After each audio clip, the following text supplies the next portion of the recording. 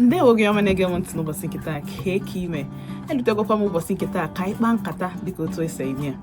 Ịma na ọ na-abịa ife na-eme na-eweta elu unyi ya. Nkwụna aka esi nwee evolving story ma developing story tinyere na nke anyị mebere eme na-eweta elu gị ebe a na Volt Odenigbo.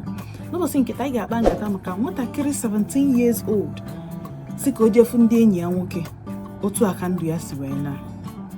Ya bụ nwatakịrị bụ onye nke for 2 years enyi ya nwoke anụ a nọ na-agwụ ya na-asị ya ebe ọ bụ na ọ nọ Lagos ya gbagote ka ha fụ ka ha kpaa nkata ịmekọ ka ha nọkọrịa dịka ndị bụ na ha gụkọburu n'akwụkwọ ọnụ ihe dịka ndị oyibo na-akpọ reunion. Ya bụ nke ọ ga-abụ ero nnọọ ọ bụ na otego ufu debere onwe n'anya unu eme ke plans etinye ya n'ọrụ ka onye ọbụla zukọ ka enwe nkata nwee mmekọrịta n'etiti ha niile.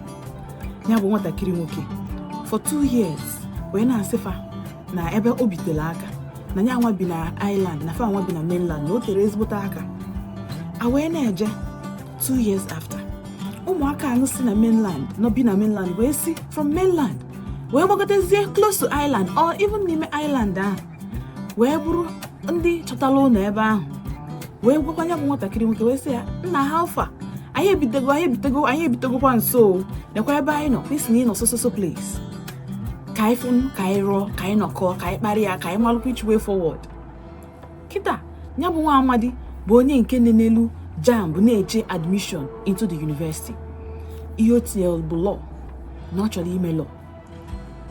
Ọ na-azụ afịa phone with nwanne ya nwaanyị fana abụọ bụ ife nwee afịa phone ahụ nke nwaanyị bụ ihe nwe ya bụ afịa ya bụ nwanne ya nwaanyị mana ịmago onye nke bụ nọ nke nwaanyị tọrọ ọ na-akwụkwọ nọkọta gbacharụkwa small errand otu ọ na-eche ka exam ya ruo ọ pụtakwanụ jee ịmagonu enye kọstọma onwe kọstọma goro ife eje wejeeli anya ya nwa nọ nnọọ ka the dispatch rider na ya bụ company ebe fa na-ele phone accessories ya bụ nwa ụmụ chaja ma earpod ma earpiece ịmagonu ife ndị a niile. Ya bụ ife tụrụ anya maka na nwatakịrị nwoke a bụ onye nke na-adị enye nsogbu ọ na-anọ ọla onwe ya ọ bụ onye na-achọrọ mmekọrịta na mmadụ ọ gafekwa na alụ ke nke unu nwe lesinụ mụnụ ka anyị ngoro nke a onwezikwa ihe ọzọ. Onye nke a wee bụrụ onye nke nọ n'akụ ekwensu kwadogo si na onye anwa ka ọ ga-eji wee memina ya bụ nwatakịrị. Ọnwụ ya bụ nwatakịrị wutere maka na ife a bụ ife ndụ o zegide afọ ịbụọ mana o zetenwuzi ya maka na ekwensu bịazi decide ya ka ọ bụrụ nebo. O nwere ike nkịta anụ ọ yazi asị na ife a bụ ihe melu ọma nji wee bịanwu mana ajụjụ m dị ịtọ. Nke izizi ọ pụtalụ na for 2 years ka nwatakịrị a chọrọ igbu ya bụ enyi ya nwoke.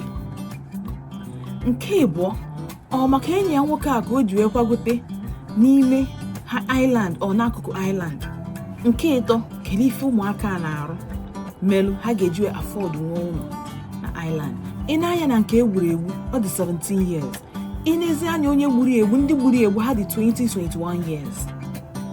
Kedu ife ụmụaka na-arụ mere ha ji wee biri iche iche.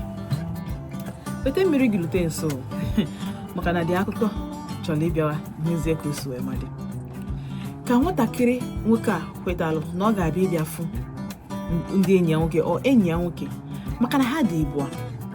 Onye nke izizi bụ onye ọma, nke ịbụọ bụ onye nke onye ọma ma ya bụ acquaintance friend enyi ya nwoke ya nwa amaghị ya. Nwatakịrị nwoke a gbalụ nwanne ya nwaanyị ebe ọ na-eje onye ka o ji dị mkpa onwe ebe ị chọrọ ịga bụ onye ọbụla gị na ya bi n'ụlọ ọbụla gị na mmadụ ebiro n'ụlọ test ọ bụrụgodo enyi gị bụrụ ndị bụ unu just si fa na taa na o nwekwara ebe ị chọrọ ịga ka ọ ga-abụ achọba gị achọ ka ama ebe anyị achọta gị. Ị na-anya na nke egburu egbu ọ dị 17 years. Ị na-ezi anya onye gburu egbu ndị gburu egbu ha dị 20-21 years. Kedu ife ụmụaka na-arụ mere ha ji wee biri iche iche. Weta mmiri gị lute nso maka na dị akụkọ chọrọ ịbịawa n'ezie ka o si wee madị. Ka nwatakịrị nwoke a kwetalụ na ọ ga-abịa ịbịa fụ ndị enyi ya nwoke ọ enyi ya nwoke maka na ha dị ịbụọ. Onye nke izizi bụ onye ọma, nke ịbụọ bụ onye nke onye ọma ma ya bụ acquaintance friend enyi ya nwoke ya nwa amaghị ya. Nwatakịrị nwoke a gbalụ nwanne ya nwaanyị ebe ọ na-eje onye ka o ji dị mkpa onwe ebe ị chọrọ ịga bụ onye ọbụla gị na ya bi n'ụlọ ọ bụ na gị na mmadụ ebido n'ụlọ test, ọ bụrụgodị enyi gị bụrụ ndị bụ unu just si fa na taa na o nwekwara ebe ị chọọ ịga ka ọ ga-aba achọba gị achọ ka ama ebe anyị achọta gị. Ihe na-ewute m n'ọnwa bụ na nwatakịrị nwoke ahụ even though na o mee the right things, ọ pụtaziri na anyị ekwesịghị ije na-afụ ndị ọyị anyị, ọ pụtaziri na anyị nọọlụ onwe anyị zebe onye ọbụla eze, maka na the end of the day ndị Igbo sịkwara sị na mmadụ ka a na-aya amarakwụzi onye a na-eze. Nwatakịrị nwoke abụrụ na ọ mepụ n'ụlọ, bụrụ na ọ na-erupụ isi, ọ bụrụ na ọ maghị ihe ọ na-eme, nwanne ya nwaanyị si n'ezigbo nwa ka ọ bụ nyanwụ na onwe gwụkwana nwanne ya nwaanyị ebe ọ na-aga. So onye bụ ife kedu ihe a ga-akpụ ya? Ọ na-agba m anya mmiri na-eju m n'obi ma nnụta ụdị akụkọ dị otu a. Ị nọrọ onwe gị, mmadụ si gị bịa ka ifia, ije ka ije fia otu a.